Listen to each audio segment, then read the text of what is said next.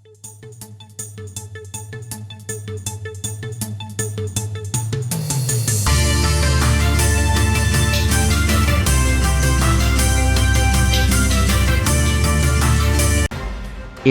দেশের আকাশে আসছে নতুন শক্তি।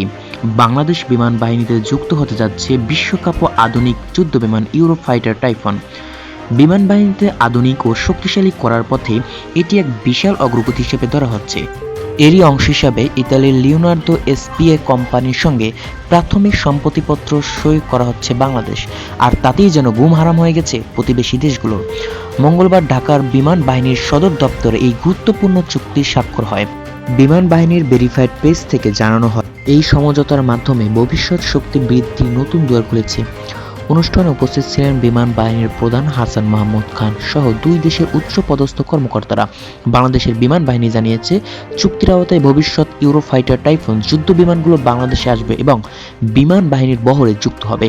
নতুন প্রজন্মের এই মাল্টিরোল বিমানগুলো আকাশ প্রতিরক্ষা, আক্রমণ, নজরদারি সব ধরনের মিশনেই সক্ষম, যা দেশের নিরাপত্তা ব্যবস্থাকে আরও শক্তিশালী করে তুলবে।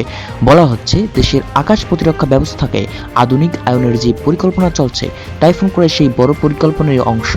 এর আগে গত এপ্রিলে সরকার 11 সদস্যের একটি কমিটি গঠন করেছিল, যার প্রধান ছিলেন বিমান বাহিনীর প্রধান।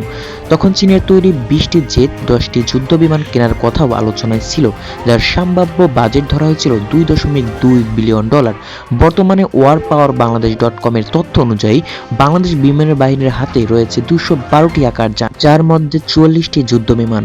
টাইফুন যুক্ত হলে সেই যুদ্ধ ক্ষমতা আরও বহু গুণ বাড়বে, আরও আধুনিক, আরও দ্রুত ও শক্তিশালী হয়ে উঠবে বাংলাদেশের আকাশ সুরক্ষা। রায়হান ইসলাম, নিউজ ডেস্ক।